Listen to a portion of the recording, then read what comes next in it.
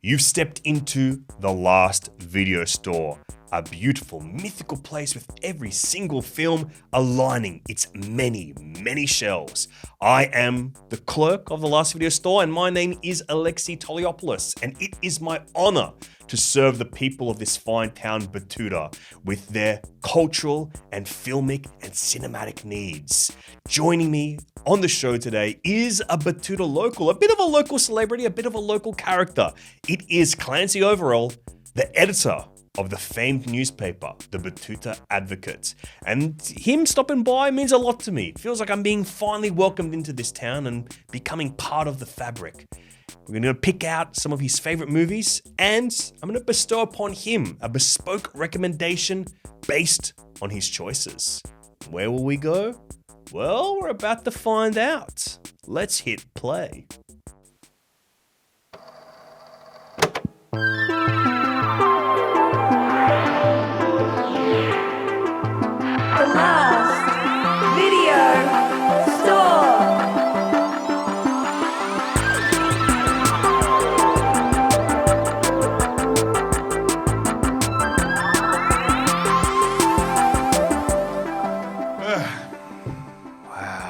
Welcome to the store, my friends. I've heard about you. Well, yeah, we've met before. Yes, we have. I've heard about what you've been doing down here at the last video store.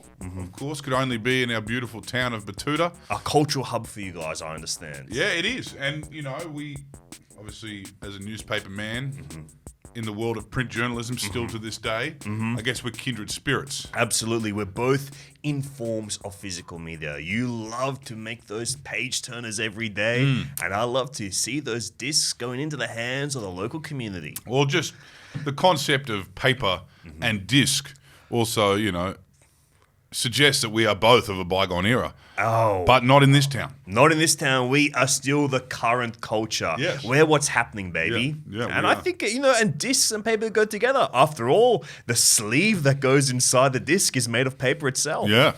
I mean, well, we are getting into the weeds a little bit. But yeah, I guess that's your game. That's my game. You know, my game is the news. And I say game, recognize game. Right now, we're two games recognizing each other's games. Games recognize game. Yeah. And it's great to have another Greek in the town. Yeah, I'm not Greek myself, but my mate is, who runs Samios Grocers. Of course. Uncle Samios, we call him. Theo Samios. Yeah, it's beautiful that I go in. That's where I buy my vine leaves from. I'm sure he's heard about you.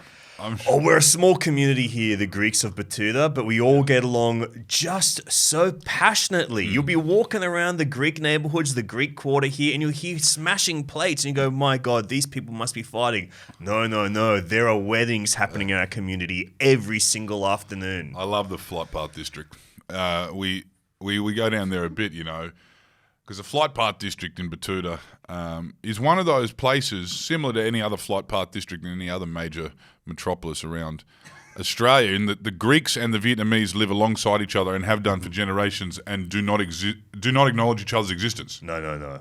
We just cohabitate. Yes. Much like the Naboo and the Gungans in Star Wars. Yes. You know, we live in the same planet, we share the same space, but two different cultures that coexist, cohabitate.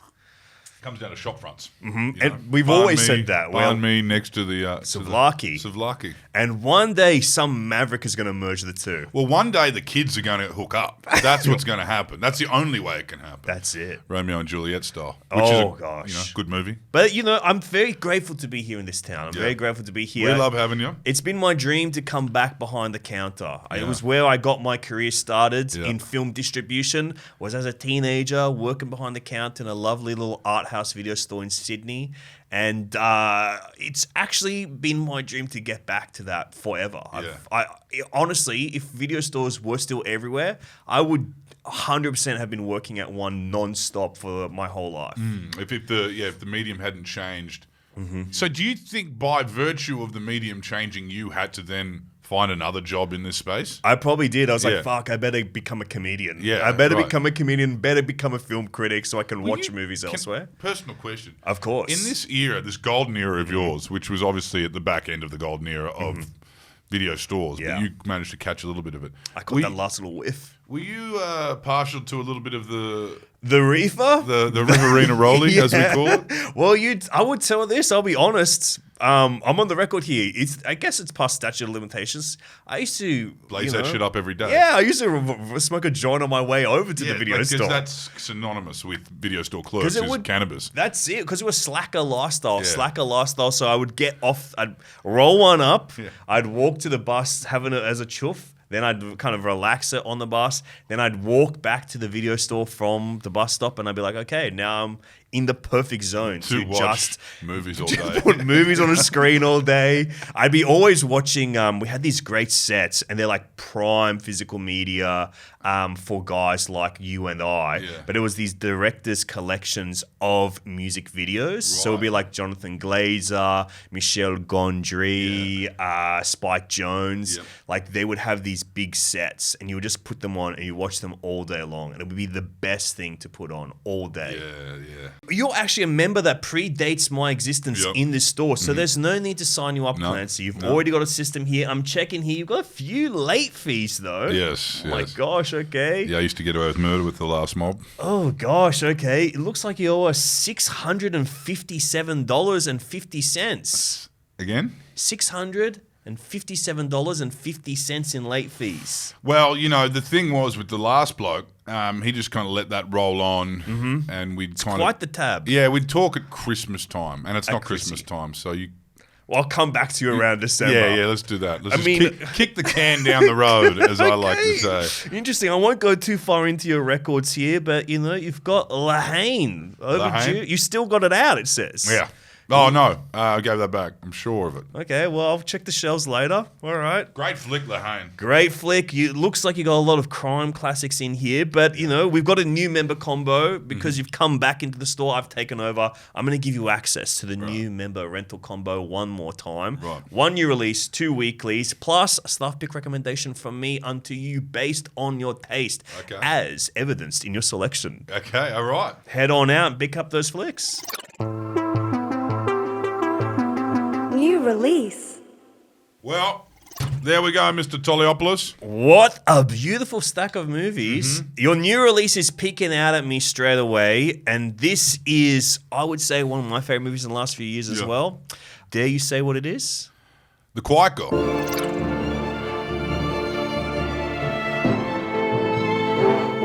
Drama.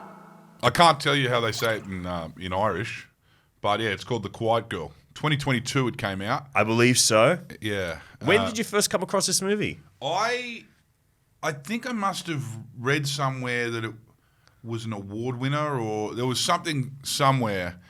And I've obviously, if you've read the Betoota Advocate, you'd know our newspaper's constant references to the Emerald Isle. We've been there. We have a close relationship with a similar newspaper over there called the Waterford Whispers.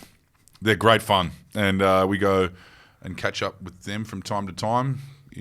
Similar format, and I guess similar humour and similar kind of characters we find in the Irish. So you find a kinship with the Irish. There's people. a kinship there. A lot of Australians will say that, and A there's lot of Australians will say they are Irish. Yeah, and which is not true. Especially the ones that say that they're Irish Catholic, Irish Catholic convict stock.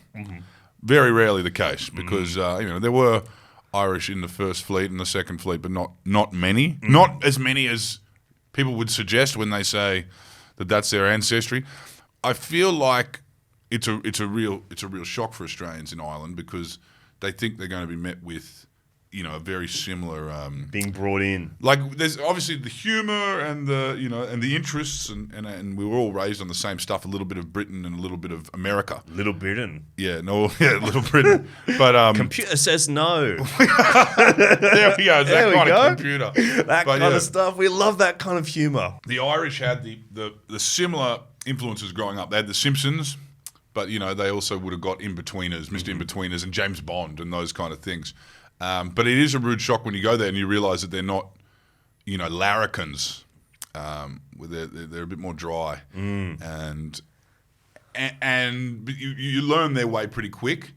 They're very proud people, and there's a big, sense of, and I guess it comes from their history of like, you know, there's a class solidarity thing. That they're very good at dissecting class, except for maybe Alan Joyce from Qantas. He seems to have lost those skills, but He's ascended to new heights. he's ascended to new heights. Whereas the South Africans, you know, great storytellers, you know, great. We have some sort of a hemispheric relationship with them, but you would never put them in charge of telling a story of, you know, Angela's ashes, right? No, can't imagine it. No. I think, And probably the British either. You wouldn't expect them to do that. A lot of people can't really interrogate, you know, rich dad, poor dad, like the Irish, and do it in a way that makes people feel comfortable and kind of maybe have a laugh. And I think have a laugh, but also they're very emotional films. I think these, like, I think that a lot of Irish art is like expressed like through that emotionality of them. And A Quiet Girl, you use the word dry. I would say this is the opposite. Yeah. I was sobbing wet watching this movie because this is one of those ones that absolutely access my heart on like such a deep level. Yeah. It's basically a film, and it's like a class story as well Yeah. to a degree. It's about a girl who grows up in a family with lots of siblings. There's a new sibling on the way, but she's quiet. She's kind of the dark horse of her family, and she gets sent off to live with aunt and uncle or a cousin for basically the summer. They have And they've like got a little bit more scratch. They've got a little, you know, they've got furniture and shit like that. they're like fireplace in the house. they've got something, and they don't have a child in their life, so Yeah. they have room for this girl to be part of their family. Yeah. And oh my god, like I actually am a bit lost for words when I kind of Yeah. talk about this movie because I think it is so wonderful and so deeply moving to me. And it's just one of those great films about childhood that understands and captures perspective really well because you see the whole world through the eyes of this girl, and it's all in the Irish language. So it's very immersive in just going like understanding who this person is, how they see the world, because you just get glimpses of an adult life. Yeah, And I actually find it unlike anything that I've ever seen come out of Ireland or, you know, or that part of the world. It's very much a foreign film, not just because of the language, just because of the kind of mannerisms and the relationships that you see on screen. The stoicism is so authentic, I feel, but it's not something I've ever seen and could relate to. But, you know, that part of the world in what, mid-80s, 1980s in Waterford, County Waterford, so down the bottom of Ireland, where it would have been fairly remote and fairly, you know, hadn't been globalised in a sense. And the poverty. Like, to think that was happening, you know. people were getting sent off to like live with relatives and stuff yeah, that are only like a little bit more well off than them. It feels like such a, like it doesn't feel from that era. It feels like something from like the 1940s. Yeah. And just it kind of captures like that, this kind of warm sorrowfulness or this warm melancholy that does feel very Irish. Yeah. Just think it's so beautiful. I saw this at Melbourne International Film Festival. And I sat next to a colleague. We were not very close or anything. A friend of mine now, Jared Richards, another film critic. And by the end of the movie, we just looked at each other just completely wet-faced because we were just crying. No and chance, probably right? since then we became friends because of like sharing this like really Honourable beautiful moment. experience with each other. Yeah. But it's from writer-director Colm Bayrard, and Yeah. it stars Catherine Clinch, this 9-year-old girl. Yeah. I think both of these suggest like hopefully huge careers for both of these people. Yeah, I mean, but maybe not. Like, it almost feels like one of those one and done films where everyone involved made that movie. Australia's big on that. You know what I mean? We have so many people that have done that thing, and they're probably not going to capitalize on that because they don't feel they need to, or you know. They were able to share their story. Yeah, it's and done. that's it. You know what I mean? Yeah. There's one opus that you do, and that's what it felt like. The fact that they've found an entire cast that can speak Irish like that, you know, obviously, I dare say there was a lot of real extras. You know what I mean? I don't know what the word is. Like it would be non-actors is kind of what we call them. Like where it is people that are cast that they've not been performing before, and so you know they're accessing something new. And I think Australian cinema does that a lot. Yeah. And I think this feels like that. I'm actually not sure if that's the case, but it might be. I would guess so. No, it was a very moving film, and as you said, with the concept of seeing it through a little girl's eyes, it's funny the little moments which look on screen like, you know, transitional scenes are actually such big scenes. You know what I mean? There's one where, you know, the girl's walking with the neighbour down the street, and some information is revealed to her about her aunt, which doesn't feel like much as an adult. It's just a gossipy neighbor, but it's obviously rocks this girl. It's like that glance that just gets captured by them. It's like glance to information. Yeah, no, I found it. Did you cry? Yeah, probably. It's the thing is, I think I would have definitely. That's why it's probably stood out to me because it's just so raw. I don't know what other kind of films, particularly involving children, that can be so authentic but also so adult. I don't know. I can't think of any other examples. The one that comes to mind for me is, I think, another movie that I put onto you after you told me you love this film, Australian film by Gillian Armstrong, High Tide. High Tide. Which I think but that's a dual film where it's a older mother protagonist by Judy Davis and then a young Claudia Carvin as like her teenage daughter that they reconnect. But I don't think there's very many films like this that capture childhood in a way that you really have that resonance of going, that is what it felt like when I was a kid. Yeah. A feeling that you've not thought about for like your entire adult life. Maybe The Kite Runner, that Afghan film. Oh, yeah. That's the closest thing because they deal with, obviously there's different things happening in Afghanistan in the 80s, but they kind of have these whimsical moments that are obviously deeply traumatic to children that the viewer, an audience, can tell that's a deeply traumatic moment, but it's just kind of another scene. You know what I mean?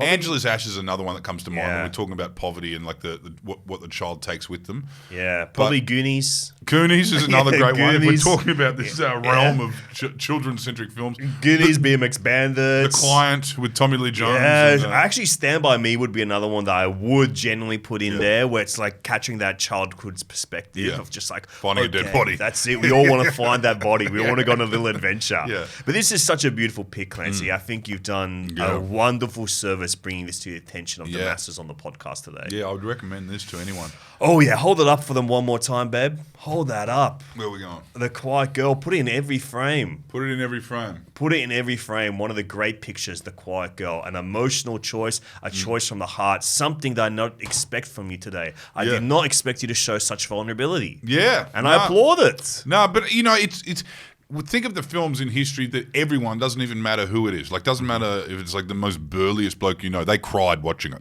Oh, think, okay. well, what are those films? There's I Am Sam's probably one that got most people. Like, The trailer gets a lot of people for I Am Sam, I'd say. Yeah. For big fellas, I tell you what, in my studies in this area, Rocky. Because Rocky is total, like, it's emotional filmmaking. And Sly is the master he's a of manipulator, Sly, he's a master of emotional manipulation. Yeah. Oh, I call it technique. Use a lot of technique to help people feel their emotions. And I think those are the films that men connect to the most. Manipulates people into feeling shit. And the other big one, Deer Hunter. Deer Hunter. We got that somewhere in our stacks here, the Deer Hunter. Yeah, but no, there's ones that, just like universally, that aren't necessarily macho, that'll get anyone. Okay. Like, I'm trying to think of Steel Magnolias. Dolly, bless her. Oh, yeah, bless her. Cotton socks. I mean, it actually seems to be happening more and more now. What's that one that came out the other day? That just Argyle. Yeah, everyone just cried Matthew Vaughn's relentlessly. Argyle. Yeah. What's that? The Fall one. What's that one that everyone's watching that I just don't know if I found an afternoon to sit down and watch it? Anatomy of a Fall. Oh, Anatomy of a Fall. I don't know if that's a real. It's got moments. Yeah, Yeah. I did tear up. But I'm an emotional guy. I'm on the verge of tears every second. Every second of the day. Well, you're cosmopolitan. Exactly, kind of. Cosmopolitan Mediterranean. We're touch passionate with your people. emotions, Of course, those things happen to me. And hopefully, I'm spreading some of that charm to Betoota as well. Yeah, you bring you've revolutionised the way we see cinema, and that's why we're so happy to share Betoota Video with the world here. Yeah, let an insight into this beautiful cavern full of movies. Look at that all we've got. this shit on the shelves behind me. Oh, we've got all this beautiful shit. The Collectors were the only movie I can recognise on the shelf behind me somewhere. Good. I've never seen it, but I've seen the cover. All right. We can't go past Alexei Toliopoulos' favourite, but we'll let him do a full episode on That'll this. be a full episode. We'll get each cast member on. They're sitting on the other side of us going, God, so what? When you were doing that, well, that was awesome. That was really cool, guys. And I cried when I saw I'm that still part. trying to think of those films that, maybe that's one thing you can get your listeners to message in. What are the films that universally make people cry? Because You said Rocky trying to appeal to me. As, No, you know, but I believe it. Rocky Yeah. is an emotional movie for men. Then you said Deer Hunter, which I felt like I was That kind was of being maybe more. stereotyped. That was more. It's like a big burly guy, probably deer hunter. Sport and war, right? Yeah. That'll make you cry. Those are the two things. As long as the fellas are getting pummeled down, that's what happens. The boys start to cry out. Brian's Song, another sports movie. Philadelphia. Oh, Philadelphia of course, will yeah. make anyone cry. Of course, And even that is- the most hardline conservative will cry during yeah. Philadelphia. There's those kind of Life ones. is beautiful. Life is beautiful. That's a big one. Yeah, is that the cupboard? That's Nazis? that you're talking about the Indian in the cupboard. No, I'm talking about where they hide from the Nazis. Yeah, and yeah, yeah. That's it. That'll Roberto rock Benigni, you. Yeah. best actor. Roberto Benigni. Yeah. Shall we move on to your weekly choices, Yes, my please. friends? Sorry, we've waffled about vulnerability for Well, long that's enough. it. You know, Yeah. the boys have to get in touch with their feelings every now and then. You Yeah, know? well, I can say the other two. There's a bit of a gear change here. Yeah, we're switching it up. Weekly. I would say you've come in here with like a rather eclectic batch of 3 movies. Where do you want to head to next with your next pick?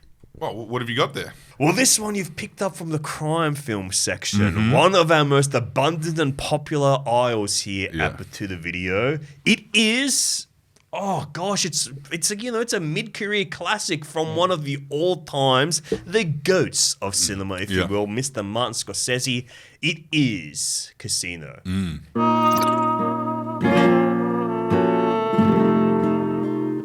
Crime. His second collaboration with true crime writer and screenwriter Nicholas Pileggi. Yeah. Returning to familiar, I would say familiar genre as they did earlier with Goodfellas, like a Yeah. really big film for both of them. They come back with Casino doing it all over. 5 years later. Mm-hmm. I think it's unsung. I agree with you. Yes. I think for many reasons, like it could have been the worst plot of all time, but I don't believe that. I think it's a very, very real story. And the themes of obviously it's Scorsese, so there's some element of a fall from grace there, but in the plot. But just the fact, like they could have had no storyline. Like one scene could have not connected to the other, and I still would have put it in my top 5 just because of what they made. The fact that 80% of this film would have at least 300 to 400 extras on screen at any time, just monstrous. Like and they're all wearing pastels, cranking the those machines, the costuming playing is those sensational. slots. Yeah, I agree with you. I think this is a really strong movie from Scorsese, and I agree unsung because. Goodfellas is such a monumental film and such a hit that strikes across the board in every way. Yeah.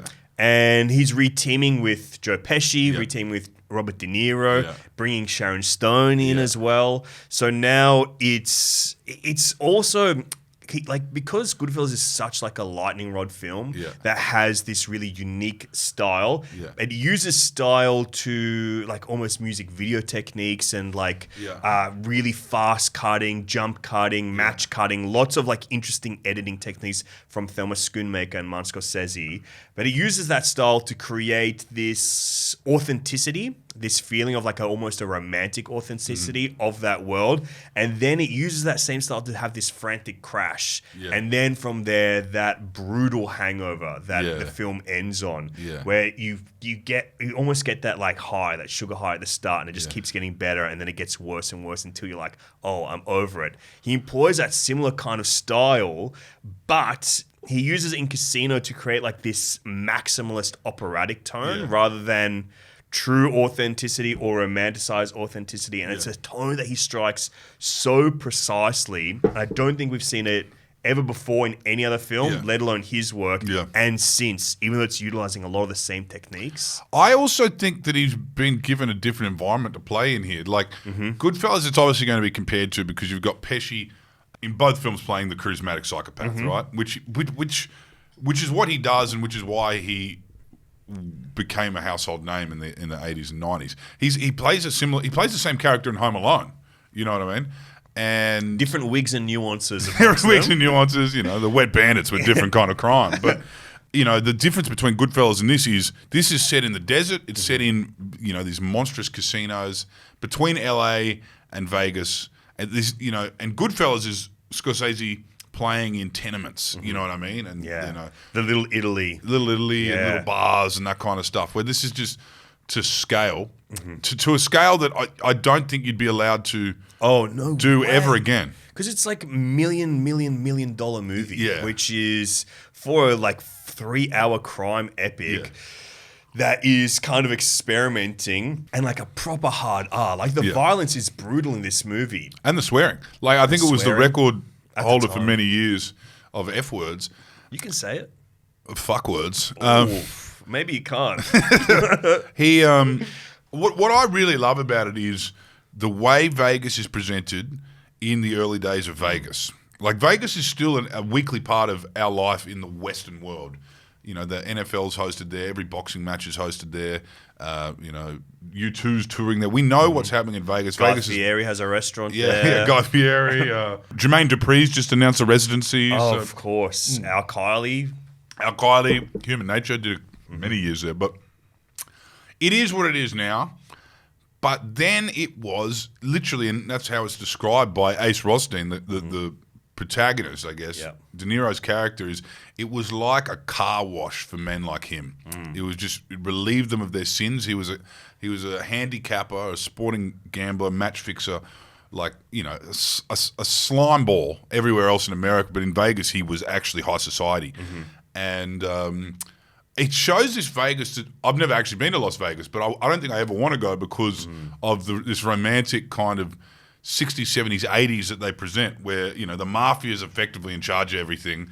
And I actually think that even the politics of the place would have definitely changed by now, because back then you've got this hierarchy where you've got the scumbags on the street.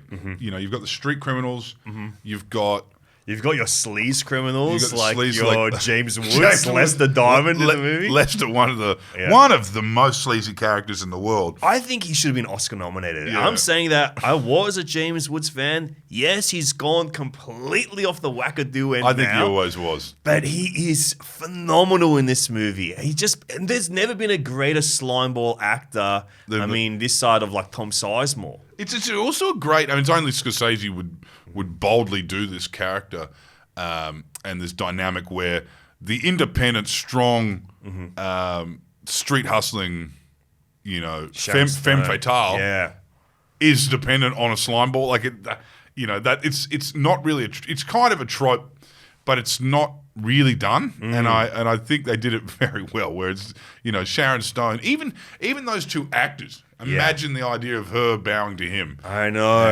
And they did it very well. And I would say Sharon Stone in this film is maybe She was the only nomination. only nomination. I would say it's maybe the best performance like ever in a Scorsese film. Like in the same ballpark as freaking Raging Bull or Taxi Driver. This performance is just, it's so unique. It's so unique in the crime genre, so unique in any genre. And it's just, you just don't see anything like it, especially just finding the perfect actor to line up with the perfect character to just completely embody the spirit of the film. And I believe that... I don't think anyone would have thought that at the time, though, in how her career was going.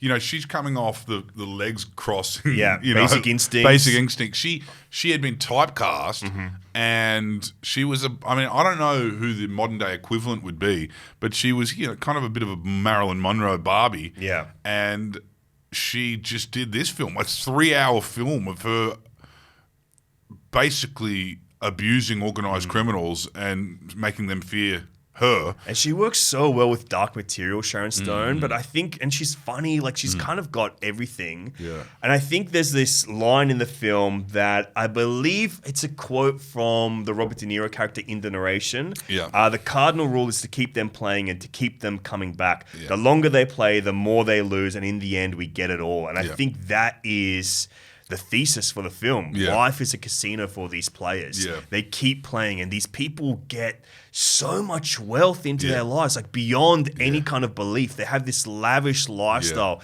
De Niro's outfits are the most beautiful suits cinema has ever seen. And each freaking scene, he's got a new suit on that is something that you can't even conjure up in your head. No. You wouldn't be able to find it anywhere. But what I also find, though, there is the music does stop. It shows in that. I don't know if it's the case anymore in Vegas, but the fact is, there's these Mormons and these cowboys that actually run this town. That LQ Jones guy coming in. They put their boots on the table.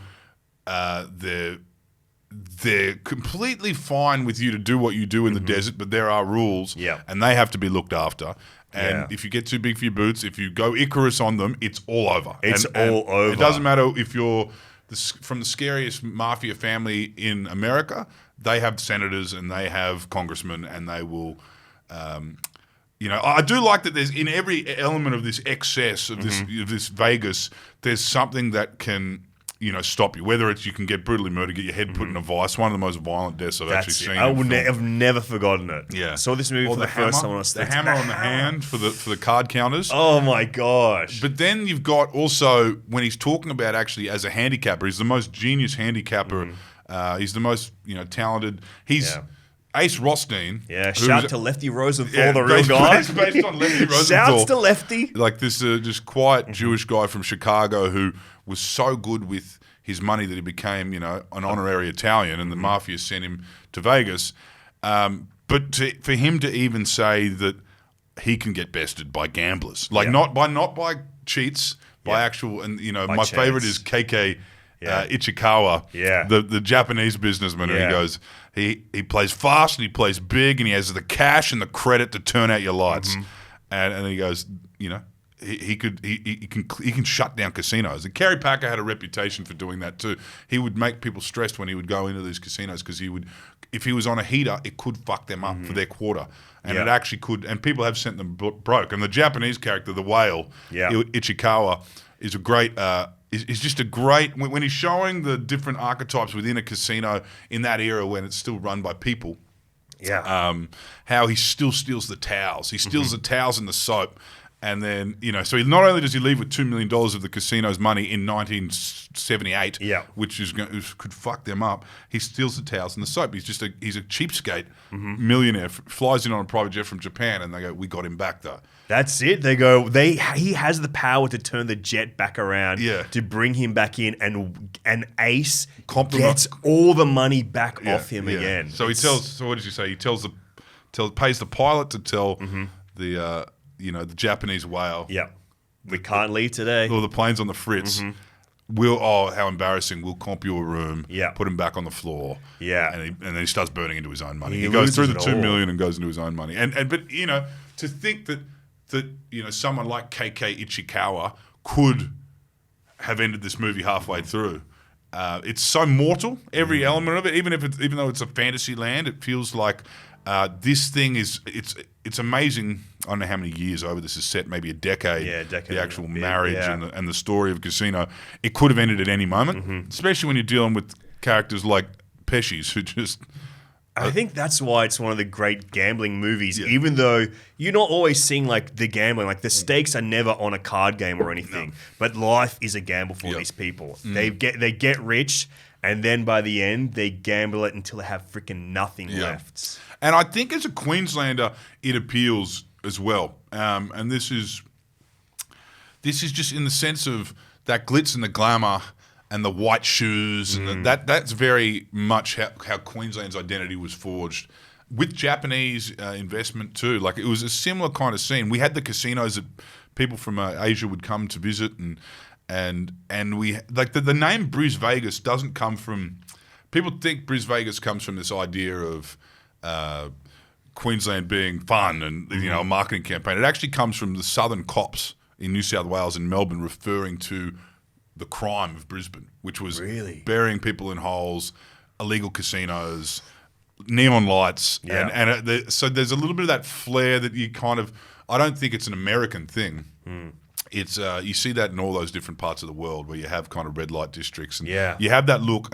Vegas, and I guess the Gold Coast has tried to do this in some ways, try to legitimize that look and make it mainstream and tourist friendly. But Vegas is been the best to do it, and then also that era of America, when you're dealing with Vegas, you're dealing with Sinatra-esque characters, and that's always something that people want to revisit. And that's this film's 3 hours, so you get so much of that. It's like that Lana Del Rey Psycho Americana kind of. We're talking senators, we're talking corrupt racing officials. We're talking. It's the one place where they all sit on top of each other. Yeah. And the power splits between them all. God, it's a great pick. I absolutely love Casino.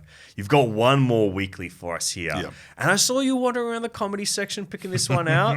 Another curveball for us here. Yeah. I guess just it's thinking there's a bit of a gear change between all of them. Mm-hmm.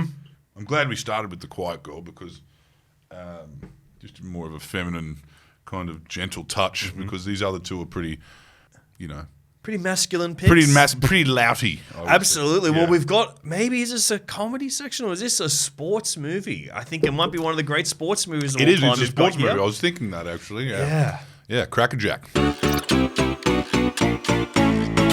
Comedy. Cracker Jack, Australian film from Yeah. 2002. To me, this is the ideal bludgery Australian larrikin comedy of the 21st century so far. And I think the Lawn Bowls Club setting for it is just such a distinctively Australian place to set a sports comedy. Yeah. Tell us about Cracker Jack. I think Crackerjack is another one that's unsung because when we look back to that era when Australian comedy was popping, there's always been an interesting thing in Australia where we have this noir, this gothic even with our crime. Right? I call them true blue dunnets, if you will. The true blue tinge of our films. Right, that's our drama and our crime. And then we have a couple moments of comedy. And I don't think Crackerjack gets looked at in this moment because people would obviously look at The Castle. Yes, I think it's on the tail end of this kind of burst cycle Australia had with, we had like a big burst of independent films in Australia in the 90s. Yeah. And that kind of goes into the 2000s a little bit. And in that, there's a little cycle of comedies like Mule's Wedding, The Castle, that become like foundational to the Australian sense of humor. Yeah. Crackerjack, I think, is just on the tail end, but is maybe just as important, maybe if not more, because it's such an overt comedy. It's like straight a comedy. Like Mule's Wedding, it's a comedy, but it's got the saddest plot of all time. It's like, I love that funny comedy about a woman whose mother kills herself because she's sad and her husband treated her like crap the whole life. Yeah. But this is, it's warm, it's got emotional beats, but it's just a flat out, like really funny, great Australian comedy. Yeah, I think it's also the last of the Australian comedies before we start entering like a formulaic kind of style. That and Kenny, kind of like the last two greats. Yeah, Jacobson could have fucked Kenny so badly. Like if Kenny was in any way, had a sharp tongue, it wouldn't have worked. He had to be the kind of slow, dunny guy, right? Perfect. It's perfectly pitched, Kenny, and it never breaks the form of its mockumentary. Yeah, right. The mockumentary also helped that, and that was just before that became tied. That was before 10 seasons of The Office. That was before all that stuff. I think Crackerjack's perfect because that character is perfect to be the smart ass. The layabout stoner telemarketer. Yeah. Mick Malloy, I think he was the perfect person to play He's that. perfect. Yeah. And it's the kind of thing, because Mick Malloy's not a great actor. No. But to me, this is such a heroic story of casting where it's just like every aspect of his performance is so charming. Yeah. Like, because it is just perfect casting. Yeah, well, I think also Mick Malloy at that time in his career would have done a bit of corporate speaking. So he had the beats, he knew the crowd, he knew applause breaks. And when you can get someone to do that on screen, it's, He nails it. he knows when people are going to laugh. And the wisecracks, some of the, just the off comments, it's layered in a sense. I don't know if it was intentionally laid, but you go back, I missed that, 10 years ago when I watched this, when he refers to the homebrew my ass, send that shit down to forensics. You know what I mean? There's like that sing-song quality, like that melodious quality to his joke style telling in this, where it is like performative, and it just, to me, it works so well, and it feels so like just linked to the way comedy kept developing in this country. And it was a great insight into like the middle class. You know what I mean? Like back then, the slacker could kind of get by in a nice joint in the city with a housemate smoking weed, working as a telemarketer with a few things on the side, and also the old codgers, right? So that the old codgers in the bowls club that he's forced to become friends with through this turn of events, they are, when you think back to it, they would have been World War II. So that's like the silent generation. It's not the boomer thing that we know now. Yep. It's those old grandfatherly kind of Gen characters. X versus Yeah, Greatest Generation. Yeah, and that's a great, because he's the slacker. He's the Gen X slacker. And then you've got these people that have lived, through depression and world wars, and he epitomizes the smart ass youthfulness of that era. The Beavis and Butthead, I guess. Oh, absolutely. Yeah. And it's also so cool that he's supported by this wonderful cast of these older actors. Bill Hunter, man. Yeah. Maybe Australia's greatest actor, Australia's greatest character actor for sure. And for me, this alongside his more darker turning Square, it's probably his last two great roles. Yeah. Maybe this is his last great actual character that he gets to play. Yeah.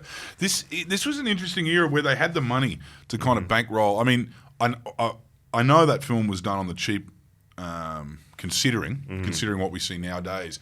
But they got the money and they were able to lock in these kind of actors pretty early on. John Clark was a great inclusion because we never really got to see him. I know he had a history of TV comedy in New Zealand, but we never got to see him really in character. And he played the villainous Pokey Baron perfectly. Yeah.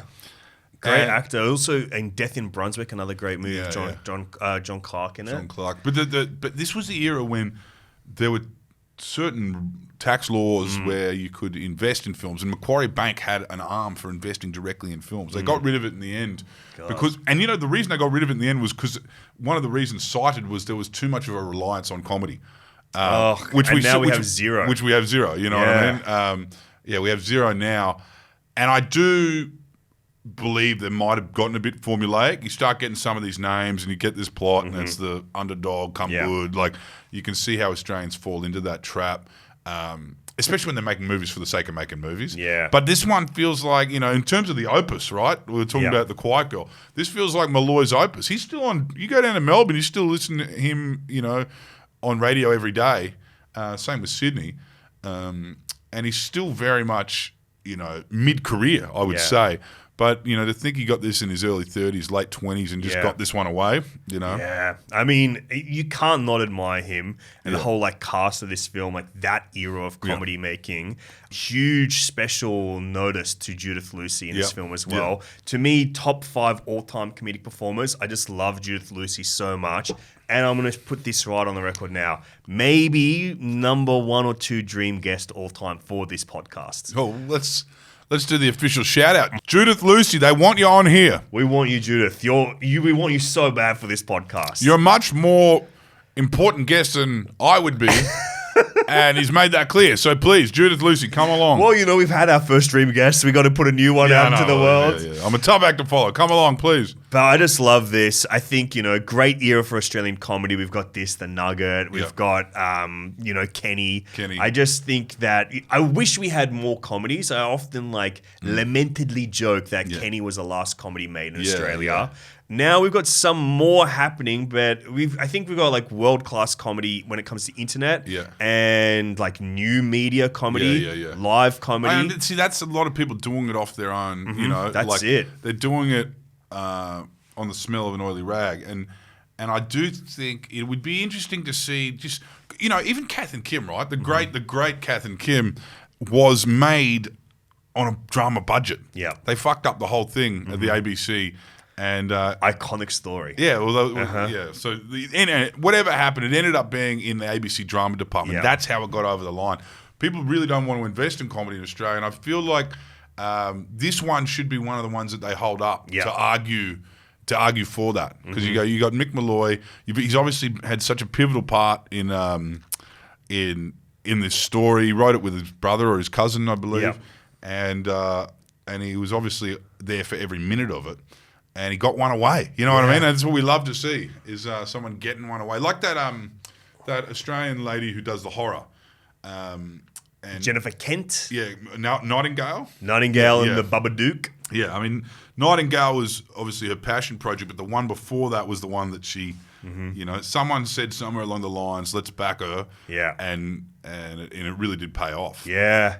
Well, let's hopefully people just go, we got to make more comedies, because I think Crackjack speaks to like a nation's identity to some degree of just being like, this is what our sense of humor is. Yeah. World War II prices. Well, whoa, okay, that's it. That's how much the weeklies cost here too. World War II prices on the shelves. Yes. Staff pick. Okay, we've come to it, the staff pick Yep. recommendation, your final pick for your combo. Yeah, staff pick. Staff pick, mate. It's been tough. I'll tell you this. I feel like you've purposely challenged me picking three completely different Purposely movies. challenged And because, you know, we walk around the town together, you and I, we have many conversations. Yeah. I did come in anticipating we would have a crime spree here. I thought you were going to have three interesting crime films. You've got one crime film, one beautiful coming-of-age story, and one of the great Australian comedies. So, I'm telling you right now, I'm not stumped, but I'm triangulating down to a pick. So we've got the three picks here. Casino, The Quiet Girl. Up the top here, we got Crackerjack. Yeah, they are a bit different, aren't they? They are different. So I've got some, I'm still triangulating down to get to the perfect pick for you. What do you want to be the dominant flavor coming in here? Do you want that Australian kind of comedy? You know, one thing you put me on a while ago, which has actually fucked me up. You put me on to Mesrine. Oh my God, great movie. You put me on to Mesrine. Yeah, It was a great French film about, you know, the great French bank robber, real person in 1960s France. And that has sent me Vincent on. Cassel. Yeah, the Vincent Cassel, Yeah. incredible actor, and the bouncing back and forth, you know, the historical element of it, which I obviously love about Casino. Like these are facts. And that sent me down a path of, you know, Algerian resistance and paramilitaries in France and the Day of the Jackal. And, Oh, yeah. you know, like I'm telling you to watch Battle of Algiers and stuff like that. I've got to watch Battle of Algiers, another one. I do like that foreign aspect. I like the foreign aspect, obviously, which you get with The Quiet Girl. You get to see a portal to a world you don't know, and it makes you realize there's so many more films on the shelves here that you can see for all eternity. But I do like the historical fiction too. So Well, those are the now, dominant themes. I got no historical fiction in my list. Not right the now. historical fiction, but you know the historical aspect of Casino, of Mesrine. Okay. Yeah. All right. Well, all right. Is this making it harder for you to Maybe triangulate? it's making it harder. I'm going to chuck Okay. the historical aspect out. I'm Okay. triangulating down. Okay, dominant crime or comedy? What do you want more? What do you feel Crime. more? It's gotta be crime, yeah. All right, cool. Okay, we're going crime. Well, then I have come up with a selection for you. I've triangulated down. There were a few options constant around my head, a few Australian comedies, but now I've gone back to Europe for you. Okay. It's a European crime film, but it doesn't start as a crime film. The movie is the second film by Danish filmmaker Nicholas Winding Refn, his follow-up to Pusher, a gangster classic. It is called Bleeder. Bleeder.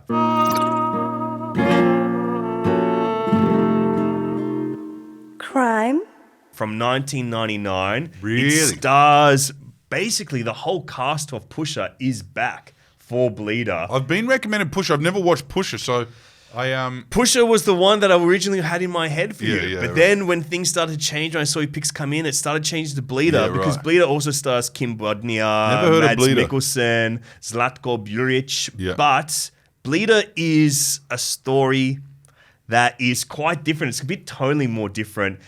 This is why I chose it, because I want to capture some of like that small world feeling that both The Quiet Girl has and definitely Crackerjack has, where it's like this small little world. And Bleeder definitely has that. But then it kind of evolves to become a crime film. Yeah. And the place where it ends is so dark. Yeah. But it does start almost like Clerks. Right. Mads Mikkelsen works in a video store. And he plays the This kind of... is your dream. This is my dream. Yeah, This yeah. is one that I had to track down. This is in the darkness of our shelves. I had to look right. in all the most hidden parts of this I film. imagine it's going to be very, very easy to watch. Well, you know, you have count to 1, 2, 3, and you might find it out there on the internet yourself. But it is... Lucky you have a Like we've got everything, mate. Yeah, We've got everything here yeah. on the shelves, but he basically plays like the Nicholas Winding Refn character. Right. And he's almost like this sad loner who is also just like he doesn't really know how to talk to women. Even though it's like Mads Mikkelsen, this is a really handsome guy. Yeah. But it kind of has multiple stories, multiple perspectives, much like Casino. Yep. And it's very clear on perspective, kind of like The Quiet Girl.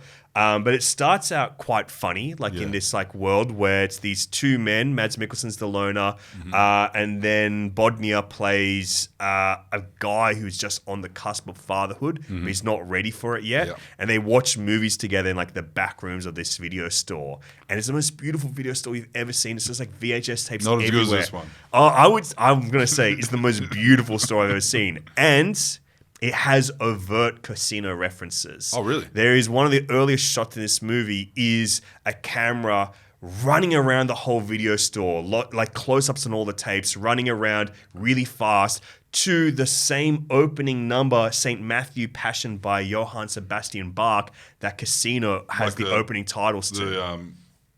It's almost opera. That opera, that Yeah, big right. operatic sound. It's the Yeah, same yeah. song. And Which- then they which I even have a love. few more overt references to Casino throughout. You're it would have right. been like the primary film at that time that cinephiles were into. So, I love that juxtaposition in Casino where you've got the neon and the kind of glamorized slime of Vegas with opera, where they've actually made it look like,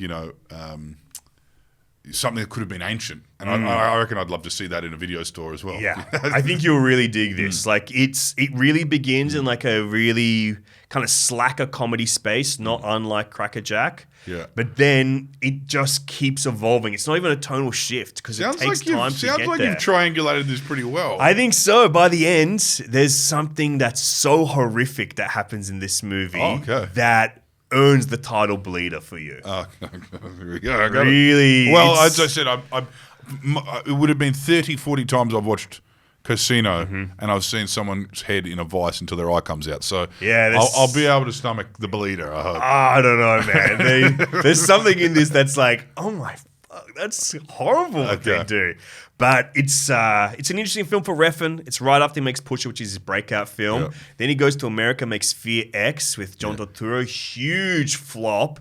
Then he has to come back to Denmark and make Pusher 2. Right. And since then, he's had a very interesting career. Has he made other American films? Drive. Drive. That's why I Drive. was thinking of Yeah. his name. With the, Drive That's and- funny because when you watch Drive, you know it's a European guy making it. Absolutely. He's made a few more since then, Yeah. but I would say Bleeder was a bit of a discovery for me. Right. I actually had to go hunting for a movie right. for you. I'm So I excited. watched 3 movies, 2 that I'd never seen before because I have to get it down here. But Bleeder is the pick for you today. Terrific. Thank you, Alexei. Thank you for bringing me into this town Happy to have you. and welcome me, make me feel so welcome. Is there anything people should be looking out for from the Betoota Advocate at the moment?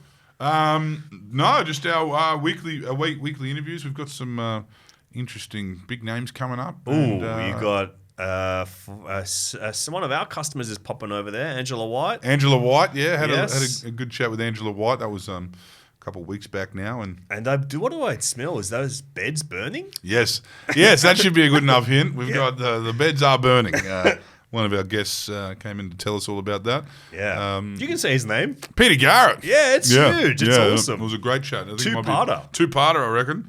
But yeah, that's the life and times. But kind of not making TV this year. That was last year with Betoota Presents.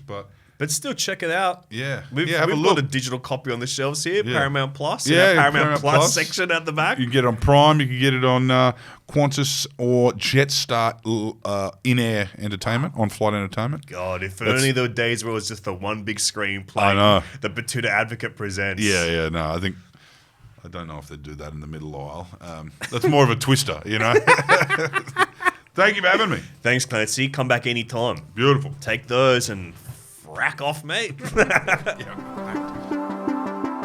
last video store.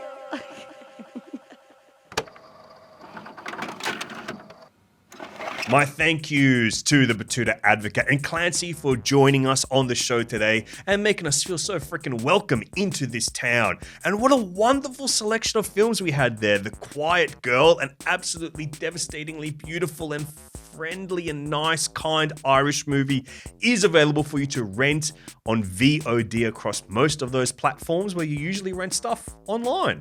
Then we have got Casino, which is on Amazon Prime and Paramount Plus, and you can buy a beautiful 4K copy if you want to watch it in physical media, which is what I recommend in this situation. Crackerjack, one of my favorite things, it's on Netflix and Stan. It's on both of them. I love it when that happens. And Bleeder by Nicholas Winding Refn, it's a little tougher to find, so you might need to go hunting out there on the internet for where you can find movies, or you can buy an imported UK or German copy of the film for over $50 or $60. I found one for $200, which I did not buy. I'm almost tempted to though.